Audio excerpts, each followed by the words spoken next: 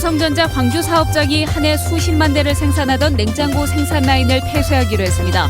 생산 시설은 베트남으로 옮겨갈 예정입니다. 협력업체들은 벌써부터 자금줄이 막히는 등 경영난을 호소하고 있습니다. 광주시는 뒤늦게 대책을 마련하고 있지만 큰 도움이 되지 못하고 있습니다. 학부모에게 회식비를 요구한 교감이 감봉 처분이 무겁다며 소송을 제기했는데 법원은 오히려 징계 수위가 낮았다고 판시했습니다. 더불어민주당을 탈당한 정치 세력 간의 치열한 주도권 경쟁이 펼쳐지고 있습니다. 통합의 시기와 방법을 놓고서는 제각각의 입장을 고수하고 있습니다.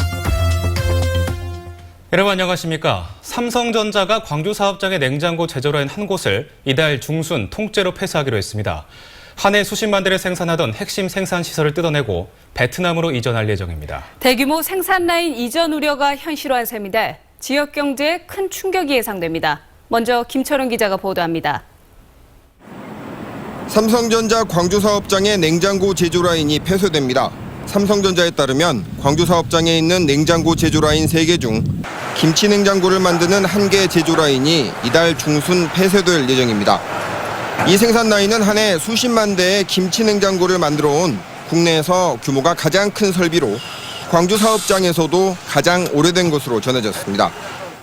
삼성전자는 경영 악화에 따른 비용 절감 차원에서 옮기는 것이라며 설비는 베트남 호치민시에 만드는 새 공장으로 이전할 것이라고 설명했습니다.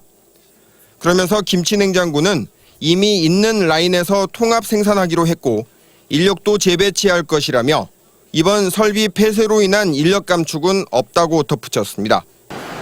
현재 남아있는 2개의 생산 라인에서 김치 냉장고를 생산한다고는 하지만 만약 내년 김치 냉장고 내수가 부진할 경우 생산 물량 감소와 인력 감축으로 이어질 가능성도 배제할 수 없습니다.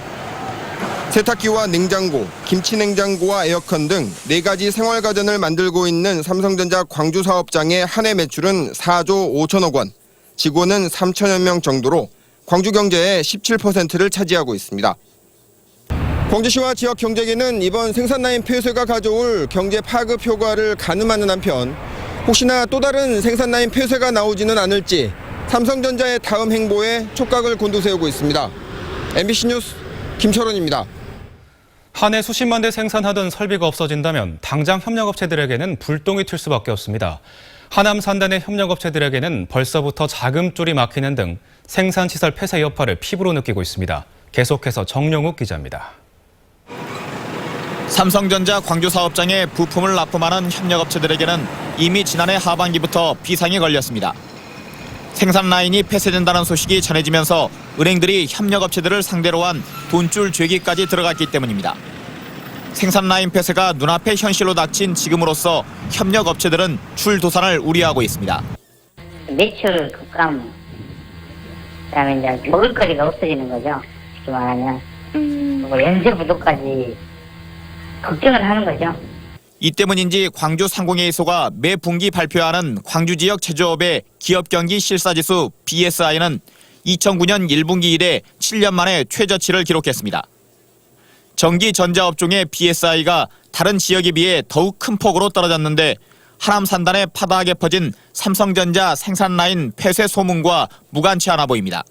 왜 이렇게 이제 좀 많이 낮게 나왔을까 하고 업체는 모니터링을 또 해본 결과 모기업 수주가 많이 감소가 됐고 내수 경기도 좀 좋지 않다라는 그 응답들이 있었습니다. 지역의 대기업인 기아자동차의 경우 부품을 타 지역에서 가져오는 경우가 많지만 삼성전자의 경우 부품의 대부분을 광주 전남 지역에서 자체 조달하고 있는 것으로 알려졌습니다. 실제로 생산 라인이 폐쇄되는 이달 중순 이후 어떤 결과로 이어질지 지역 경제계가 긴장의 눈으로 지켜보고 있습니다. MBC 뉴스 정용욱입니다. 이렇게 되면서 광주시가 뒤늦게 대책을 마련하고 있는데 실효성은 의문입니다. 이어서 김인정 기자입니다. 삼성전자 광주 사업장의 생산 라인 축소에 광주시는 당장 발등에 불이 떨어졌습니다. 광주의 1, 2차 가전 협력업체는 180여 곳. 협력업체들의 경영난 심화와 그로 인한 구조조정이 지역 경제에 미칠 여파 때문입니다. 2달 전 뒤늦게 TF팀을 꾸린 광주시는 일단 충격을 완화시킬 대책을 강구 중입니다. 우선 일자리를 잃은 가전 분야 숙련공들이 복합금형 등 동종업계 일자리를 구할 수 있도록 재교육 기회를 주기로 했습니다. 원하는 협력 업체들에게는 자동차나 에너지, 헬스케어 분야 등으로 업종 전환도 지원할 방침입니다. 근본적으로 뭔가 좀 업종을 바꾸든지 아니면 좀 여러 업체들이 힘을 합해서 아까 뭐 광주 브랜드를 좀 해본다든지 또 뭐 새로운 신산업이 좀 나가기 위해서 우리가 창업 지원을 좀 해준달지. 그러나 자동차 산업밸리나 에너지밸리의 신규 고용이나 기업 투자가 아직은 불투명합니다. 자금난에 시달리는 가전 협력 업체들이 업종 전환에 대규모 투자를 결심하기도 쉽지 않습니다. 광주시가 직접 지원할 수 있는 돈은 이자 90억 원 남짓. 이마저도 사실상 돈 빌릴 곳이 막히게 된 협력 업체로서는 그림의 떡이나 다름없을 수 있습니다. MBC 뉴스 김민정입니다. 학부모에게 교직원들의 식사비 등을 요구한 중학교 교감이 감봉 3개월의 징계 처분을 받았습니다. 해당 교감은 징계가 부당하다며 교육청을 상대로 소송을 냈는데 법원의 판단은 어땠을까요? 문형철 기자입니다. 순천의 한 중학교 교감 A씨는 지난 2004년 한 학부모에게 교직원 식사비 50만 원을 계산하도록 했습니다. 또 장학금을 받은 학생들에게는 학교에 돌릴 떡값을 내도록 요구했습니다. 당시 교사 20여 명은 전라남도 교육청에 탄원서를 제출했고 이례적으로 학부모들까지 시위에 나서 교감 교체와 징계를 요구했습니다. 차라리 우리라도 학교를 다른 데로 옮기는 게 낫겠다라고. 결국 도교육청은 A교감에 대해 감봉 3개월의 징계를 내렸지만 A교감은 이 같은 처분이 부당하다며 법원에 소송을 냈습니다. 1심 재판부는 비위의 정도가 가볍지 않다며 도교육청에 손을 들어줬고 최근 2심 재판부도 식사비나 떡값을 요구한 것이 사회통념상 용인될 수 없다며 A교감에 대해 패소 판결했습니다. 재판 과정에서 A교감은 교사들의 노고를 위로하려는 차원에서 학부모에게 식사비 결제 등을 제한한 것에 불과하다고 주장했습니다. 하지만 법원은 교육공무원에게는 높은 수준의 윤리의식이 요구되고 특히 교감이라는 지위는 일반 교사에 비해 더 큰 도덕성과 청렴성이 필요하다며 A교감의 주장을 받아들이지 않았습니다. 오히려 1, 2심 재판부는 A교감의 비위 행위가 정직 처분까지 가능한 것이었다며 교육청이 정해진 징계보다 낮은 처분을 했다고 설명했습니다. MBC 뉴스 문형철입니다. 민간에 운영을 위탁했던 광주시립 장애인 종합복지관이 직영체계로 전환됐습니다. 광주시는 올해부터 오는 2020년까지 5년 동안 장애인 복지관을 광주시 복지재단이 맡아 운영하기로 했고 복지재단이 조만간 관장 공모에 들어갈 예정이라고 밝혔습니다. 지난 15년간 복지관을 위탁 운영했던 광주장애인총연합회는 지난해 말 평가에서 재위탁이 불가하다는 평가를 받았습니다. 유명무실하다는 지적을 받고 있는 안심알바 신고센터에 대해서 교육당국이 보완 대책 마련에 나섰습니다. 전라남도 교육청은 안심알바 신고센터의 폐지나 활성화 방안 등을 일선 학교와 함께 검토한 뒤 늦어도 오는 3월에 시작되는 2016년도 학교 교육계획에 반영하겠다고 밝혔습니다.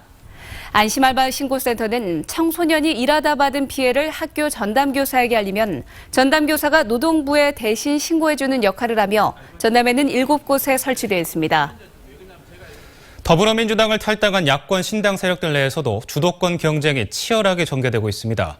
통합에는 공감하면서도 통합의 시기나 중심에 대해서는 제각각입니다. 한신구 기자의 보도입니다. 더불어민주당 탈당 이후 첫 지역 행보로 광주를 찾은 김한길 의원은 야권의 주도 세력을 교체해야 한다는 광주의 민심을 확인했다고 목소리를 높였습니다. 또 천정배 박주선 의원 등과의 야권 통합은 큰 틀에서 다르지 않다고 밝혔습니다. 그렇지만 안철수 신당 합류가 멀지 않았고 새로운 인물 영입이 중요하다는 입장을 밝혀서 안철수 신당 중심의 야권 신당 재편에 무게중심을 뒀습니다. 좋은 사람들을 얼마나 잘 모셔와서 함께할 수 있느냐 하는 것이 국민들이 평가하는 중요한 기준이 되시지 않겠습니까? 국민의힘 광주시당 창당 발기인 대회를 가진 천정배 의원은 신당 세력과 활발히 대화 중이라면서도 탈당한 의원들 사이에 좀 더 긴밀한 협력이 있어야 한다며 여지를 남겼습니다. 그러면서 아직 노선을 명확히 정하지 않고 있는 권은희 의원에 대한 구애 행보를 이어가며 새 확장에 주력했습니다. 우리 광주와 호남의 미래를 위해서 UDJ의 선봉에 서 있는 권은희 의원이 올바른 결단을 해주실 거라고 저는 생각하고 있습니다. 박주선 의원은 문재인 안철수 중심으로 선거 구도가 짜질 경우 호남은 또다시 종속될 수밖에 없다며 기타 세력의 선통합 이후에 야권 신당에 큰 틀을 짜야 한다고 말했습니다. 1월 8일까지 신당 세력이 한자리에 모여 통합을 약속하는 정치회맹인 신당통합연석회의를 제안한 바 있습니다. 더불어민주당을 제치고 새누리당 대항마로 부상하려는 야권 신당 추진 세력들이 통합에는 모두 공감하면서도 그 시기와 중심을 놓고는 치열한 삿바 싸움을 전개하고 있습니다. MBC 뉴스 한신구입니다. 광주 상공회의소가 신년 인사회를 갖고 지역 경제 번영을 위해 서로 협력할 것을 다짐했습니다. 윤장현 광주시장과 김상열 상임회장을 비롯한 회원사 대표들이 참석한 가운데 열린 인사회에서 참석자들은 올 한 해 수출 부진과 내수 침체로 예상되는 어려움을 헤쳐나가자고 다짐했습니다. 조한익 한국전력공사 사장이 올해 말까지 연임할 가능성이 높은 것으로 알려졌습니다. 한국전력에 따르면 조한익 사장이 경영 성과 등을 인정받아 올해 12월 16일까지 임기를 연장하는 것으로 사실상 결정됐습니다. 조 사장의 연임은 취임 전까지 5년 동안 순손실을 내던 한전을 지난해 기준으로 10조 원 넘는 순이익을 달성하게 한 성과를 인정받은 것 때문으로 분석됩니다. 조 사장이 연임에 성공함에 따라 빛가람 혁신도시에서 추진되고 있는 에너지밸리 조성 사업도 차질 없이 진행될 것으로 기대됩니다. 다음은 희망 2016 나눔 캠페인에 상금을 보내주신 분들입니다. 남구 박림일동 박림 휴먼시 아파트 주민들이 100만 원을, 진월동 하늘영가 아파트 주민들이 130만 4천 원을, 서구청 이무진 청장과 직원들이 432만 4천 원을 보내주셨습니다. 함께해 주셔서 고맙습니다. 광주시가 조직 개편 등의 후속 조치로 국장과 과장급 인사를 단행했습니다. 이번 인사에 따라 2급 1명과 3급 3명 등 모두 111명이 승진 발령됐고 문용훈 상수도 사업본부장이 시민안전실장으로 자리를 옮기는 등 국장과 과장급 공무원 65명이 전부됐습니다. 40대 간호조무사 사망 사건에 대해서 경찰이 프로포폴 유출 경로를 수사하고 있습니다. 프로포폴로 인해 숨진 것으로 추정되는 간호조무사 40살 김모 씨 사망 사건을 수사 중인 광주 광산경찰서는 김 씨가 근무했던 병원에서 프로포폴 15병이 분실된 것을 확인하고 김 씨가 가져갔는지 조사하고 있습니다. 어제 자신의 집에서 숨진 채 발견된 김 씨 주변에선 41병의 프로포폴이 발견됐고 이 가운데 27병이 비어 있었다고 경찰은 밝혔습니다. 전국 공공운수노조 전국철도노조는 기자회견을 갖고 국토부가 오는 6월에 수서발 KTX를 개통하기 위해 무리하게 공사를 진행하고 있다며 선로와 시설에 대한 충분한 안전이 확보됐는지 면밀한 사전 점검이 이루어져야 한다고 촉구했습니다. 또 철도와 시민 안전을 위협하는 터무니없는 업무 위탁의 계획을 전면 재검토해야 한다며 철도 노동자와 시민들이 우려했던 철도 경쟁 체제의 비정상과 안전 파괴 우려가 현실이 되고 있다고 밝혔습니다. 지난해 12월 광주 전남 투자자의 주식 거래량과 거래 대금이 전달보다 모두 감소했습니다. 한국거래소 광주사무소에 따르면 이 지역 투자자의 2015년 12월 유가증권과 코스닥 시장을 합친 주식 거래량은 5억 7,425만 주로 지난달 거래량보다 749만 주 줄었습니다. 거래 대금은 2조 7,856억 원으로 전달에 3조 837억 원보다 9.67% 감소했습니다. 더불어민주당 분당이 현실화되는 가운데 광주시의회 의원들도 처음으로 내일 탈당 행렬에 동참합니다.